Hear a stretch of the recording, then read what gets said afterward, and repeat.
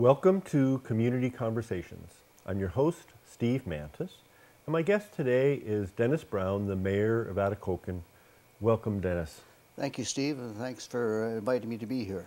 Well, I'm all excited because we've had a chance to chat just a little bit earlier, and my sense is that Atikokan is a community that others of us can learn from in terms of your success and being maintained a vibrant community. But before we go there, tell us a little bit about your own background. Where did you grow up, Dennis?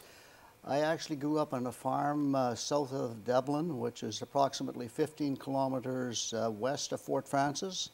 I attended one-room school from grades 1 to 8, and I then went to Fort Frances High School. I graduated from Fort Frances High School and went on to North Bay Teachers College and graduated there in 1969. And I graduated back in Lakehead University with a Bachelor of Arts in I graduated from North Bay Teachers College in 1959 and Lakehead University in 1969 with a BA and 1979 with a Master's of Education. So I knew what it was like to grow up, when challenging times. We went to a one-room school and I had to walk. There was no bus service in those days, and grew up, and we had a lot of different things to do in the farm and lots of chores, and it taught you the value of work and that type of thing. Well, I think you got a few years on me, and I'll tell you, you look like a young man still. I think it served you well. Well, thank you very much, Steve. So you have deep roots here in Northwest Ontario. You spent a little time over in the Northeast Yes. going to school, but when did you end up in Atikokan? We moved to Atikokan in 1965. I was lucky enough to get a teaching job there, and I served as an elementary school teacher from 1965 to 1969, and then in 1969 I was fortunate enough to be appointed an elementary school principal, and I was served in that capacity until I retired in 1990. Oh my gosh, so that's 69 to 1990, that's what, 21 years as principal? Yes.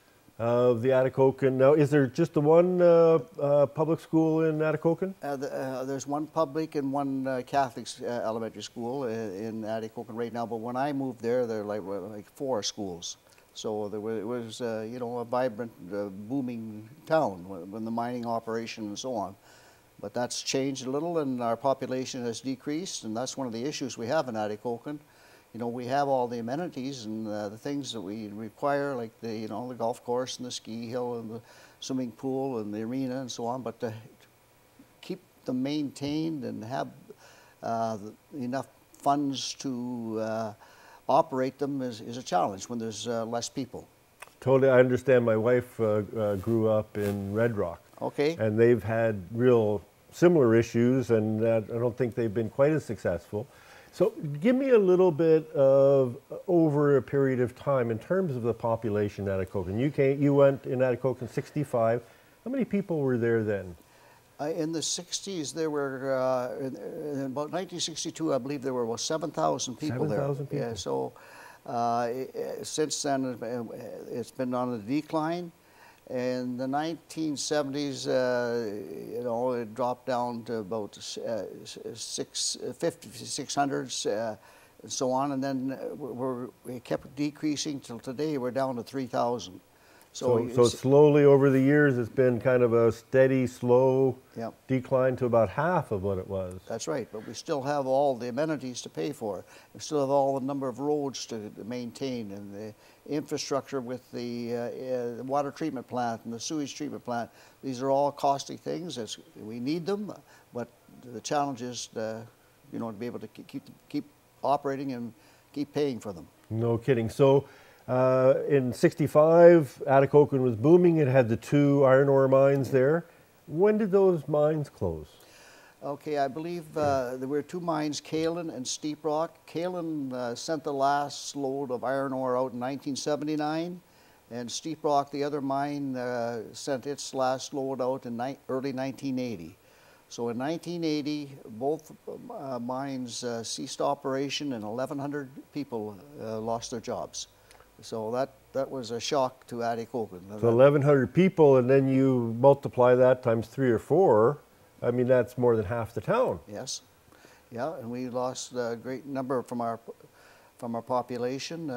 Many people moved out to Western Canada and worked out there, and we did things to you know, to try and replace those jobs. And like we, in the 1970s, the mines had notified the people of Atikokan early in the 70s that they were going to probably be ceasing operation because there was a more viable way of producing products from the iron ore that was down in the state of Minnesota, the taconite ore. Oh, yes. It was a little more viable than the hematite ore that was in Atikokan.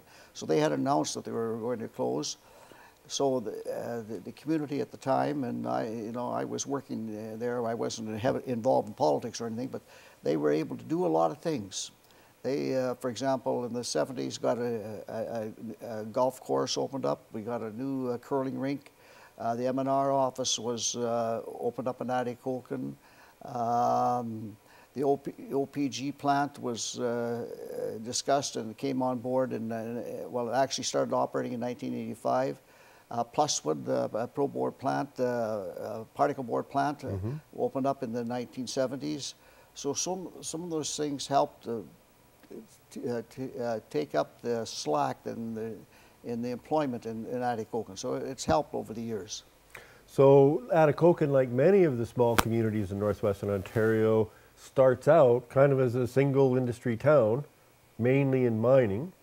So here we are, we're now, what, 35 years since the mine has closed, and we're seeing kind of an upswing, it sounds like a little bit these days. We should actually probably go back a little bit and talk about, you started getting involved in politics just as the mines were shutting down, it sounds like. That's right. Over the years, Atikokan was good to me. It was good to my wife, and my sons grew up there. I have 3 sons. We had 3 sons, and it was all good. They took part in hockey and the sports. There were lots of people around, and there were more things taking place at that particular time. And I was, as I said, I was fortunate enough to be working in the school system. My wife was able to work as a chief library at the Atikokan Public Library for about 25 years. So the other thing that I noticed as this was taking place, like I was involved in minor hockey as the president and a referee and a coach, and took part in the fastball, and we organized junior B hockey. All those things taught me that politics is there. Politics is everywhere. And I was kind of interested at the time, so I eventually got involved in 1980. Well, hang on to that thought. We're going to go for a short break, and we'll be right back. Please stay with us.